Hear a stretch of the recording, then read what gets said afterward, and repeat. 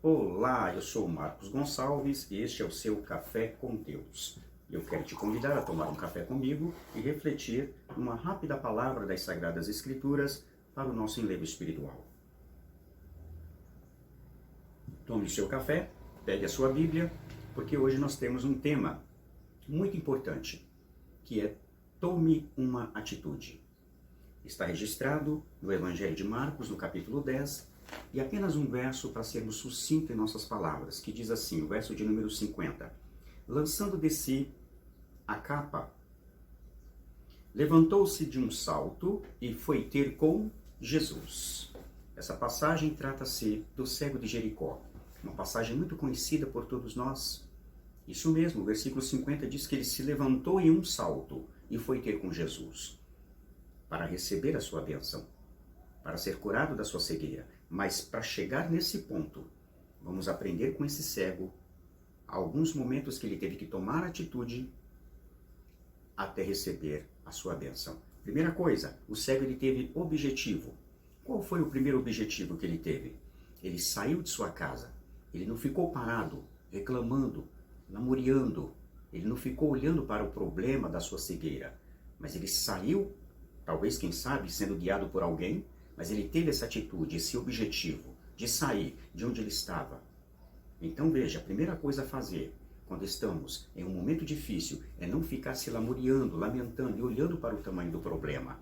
Foi isso que ele fez. Segunda coisa, ele teve a estratégia de ficar num ponto em que as pessoas poderiam vê-lo. E ele ficou num lugar onde havia muitos transeuntes. Essa foi a estratégia, no lugar onde havia movimento. Ele não ficou escondido, ele não ficou sozinho. Havia muitas pessoas naquele lugar.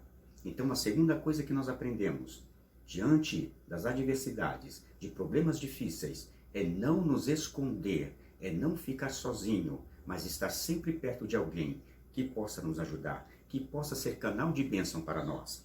Terceira coisa, ele estava atento aos movimentos. Isso fala de vigilância. Ele estava atento às oportunidades.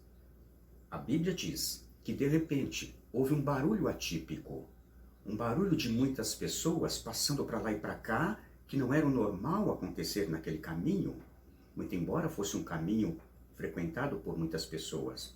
De repente ele escuta, porque ele estava atento, então ele pergunta, ele indaga alguém que está ao seu lado, o que está acontecendo? E a pessoa responde para ele, Jesus de Nazaré está entrando na cidade. Como é importante sabermos o momento certo que a resposta chega, que a bênção chega, que a oportunidade chega para mudar definitivamente a nossa história. Nesse momento, a história dele começa a ser mudada. Aí vem a quarta coisa. A quarta coisa é aquilo que define exatamente como vamos tomar posse da vitória. Porque aqui ele começa a adorar ao Senhor. Quando alguém diz que é Jesus de Nazaré, ele começa a adorar. Ele começa a gritar e dizer, Jesus, filho de Davi, tem misericórdia de mim. O que é isso? É uma adoração. Por que adorar? Porque ele entendia, mesmo sendo cego, que ali estava o Filho de Deus, que tem todo o poder no céu e na terra. E ali estava a resposta das suas orações. E quando ele começa a adorar, aí agora eu tenho que fazer aqui uma pausa, abrir um parênteses e explicar para você. Porque se você quiser realmente receber a vitória, primeiro, tem que ter objetivo. Segundo, estratégia. Terceiro, a vigilância, estar atento às oportunidades. E quarto, e importante, ser um adorador. Reconhecer que Deus é poderoso. Mas aí que está. A partir do momento que nós reconhecemos que o nosso Deus é poderoso e começamos a adorar, começam a surgir obstáculos para tentar impedir a nossa caminhada. Qual foi o obstáculo que ele teve que encarar? Algumas pessoas começaram a gritar e dizer, cala a boca, cego, não estás vendo que estás incomodando o mestre? São obstáculos. É o grupo dos contras. São aqueles que querem nos criticar, apenas apontar o nosso erro, mas não querem nos ajudar. Aquelas pessoas não estavam ajudando em nada, estavam mandando ele calar a boca. Mas o que ele fez?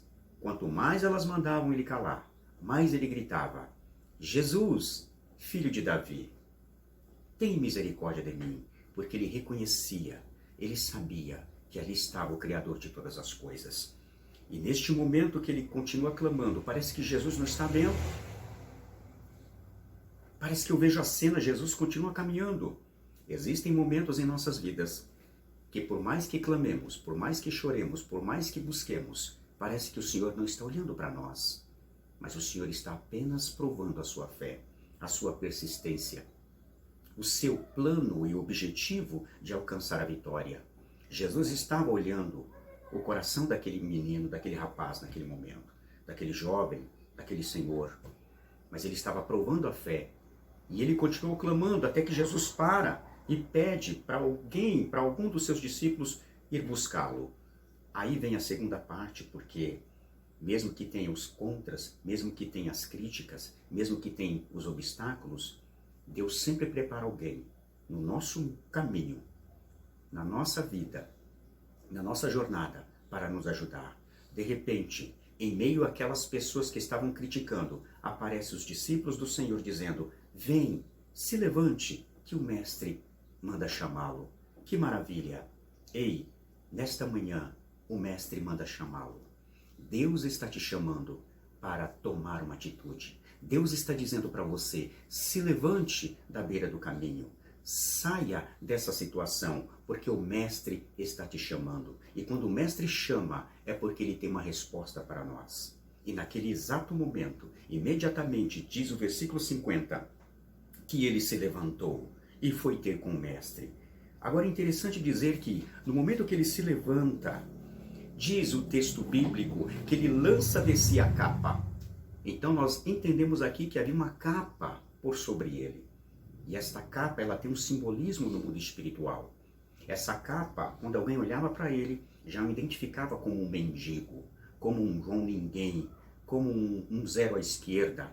Era a capa do anonimato. Era a capa da tristeza. Era a capa, talvez, de uma vida de derrota. Mas naquele momento que Jesus o chama, a primeira coisa que ele faz é arrancar a capa fora. Ei, tire a capa da falta de fé. Tire a capa, nesta manhã, da falta de esperança. Deus tem resposta para a sua vida. Arranque, jogue a capa fora e se levante e vá ao encontro do Mestre. Foi isso que ele fez. Ele foi. E quando ele chega diante de Jesus, Jesus pergunta: o que queres que eu te faça? Outro momento de fé, outro momento de prova, de desafio.